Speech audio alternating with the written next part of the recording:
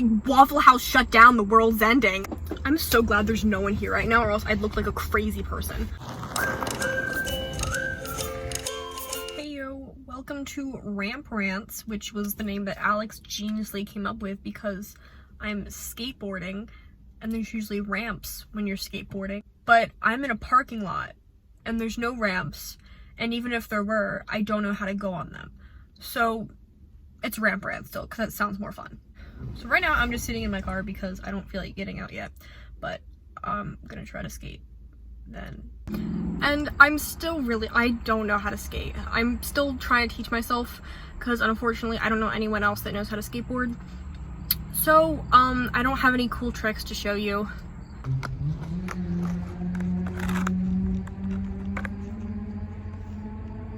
I'll try, I'm working on it. One thing that I've always disliked about myself is that I don't look like a celebrity. Like, I know that's a weird thing, but I always get jealous when people are like, oh, you look like, I don't know, Emma Watson, or you look like Ryan Gosling. But what do I look like? Nothing. I don't look like anyone. But in the same token, that's kind of a good thing, because like, if I went missing, I have a unique enough description that you could tell the police. Like, I have a unique enough look that if I ever went missing, you could easily describe me to the police and be able to see me. Because like, if you say, oh, I'm missing my daughter, she's blonde, she has long blonde hair. How many long blonde haired girls are there? But if you say, oh, I'm missing my daughter, she's a weird looking short red curly haired girl, how many of those are out there? Actually a lot. Scratch that. I still wish I looked like a celebrity, or maybe I'll become the celebrity one day and people will be like, wow, you look like Emma Engler. I don't think that's gonna happen. It's so hot here, I'm opening the car door because I don't feel like putting the air on because it's really loud. Can you hear the outside noises?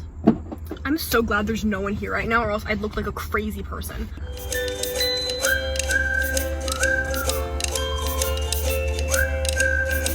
Usually when I come here, it's like kind of when it's getting dark and there's usually a pack of teenage boys all playing basketball, and I want to make friends, but not with teenage boys playing basketball because that's scary. You know, I'm very proud of myself that I can drive myself here even though it's 5 minutes.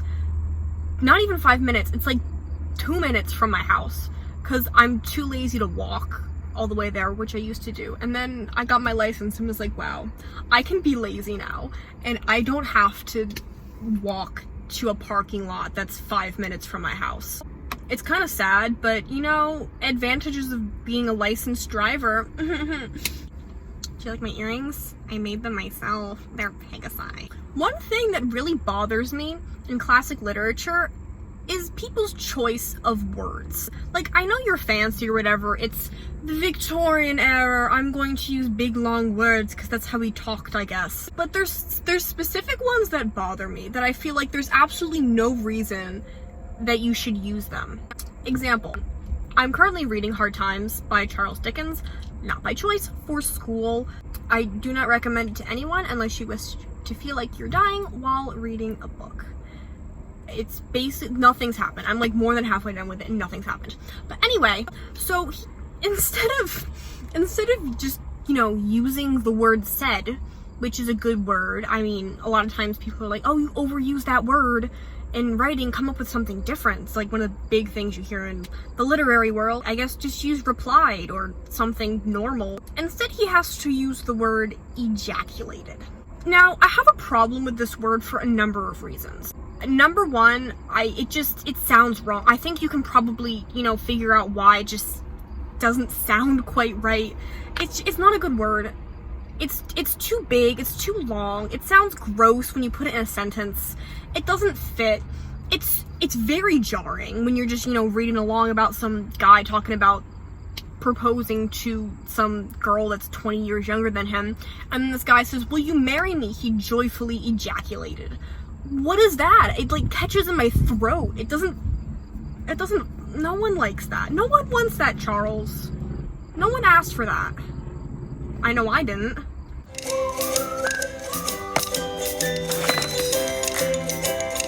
Another thing in classic literature that really bothers me is in Frankenstein, right? Okay, once again, another book I had to read in my romanticism class. It wasn't good. But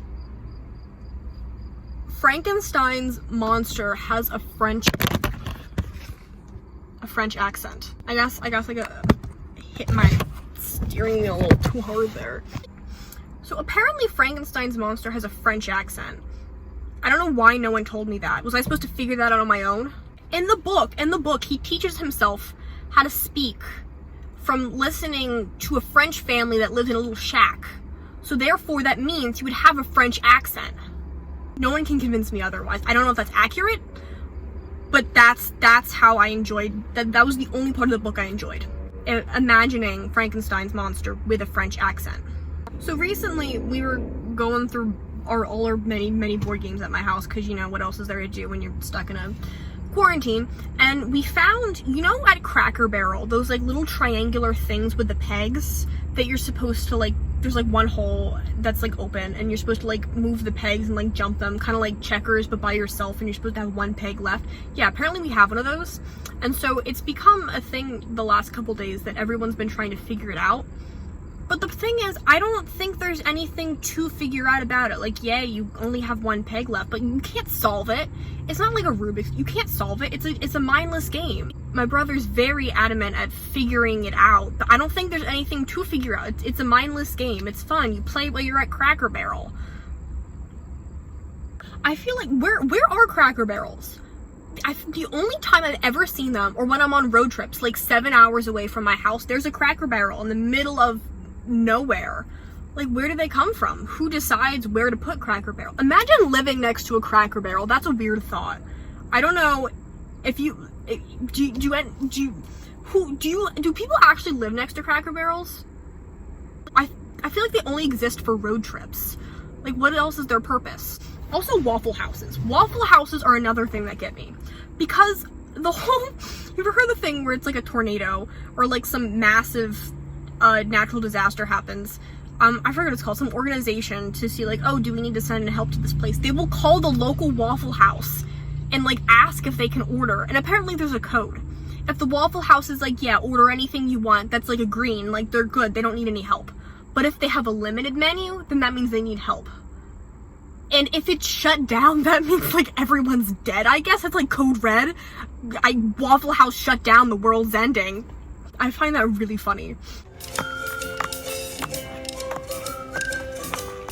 There's a lot of restaurants that I've never seen them being built. I don't know if it's just because I haven't been around long enough on this planet to see certain restaurants being built, but like, I've never seen a Waffle House being built. I've never seen like a Denny's or IHOP, like any of those places. I've never seen an Outback or a Five Guys being built. But like, Arby's, oh my goodness, Arby's and Taco Bell, I've seen them being built everywhere. And dollar stores. Okay, switching gears, dollar stores. The ominous energy that just radiates from when you walk down an aisle at a dollar store.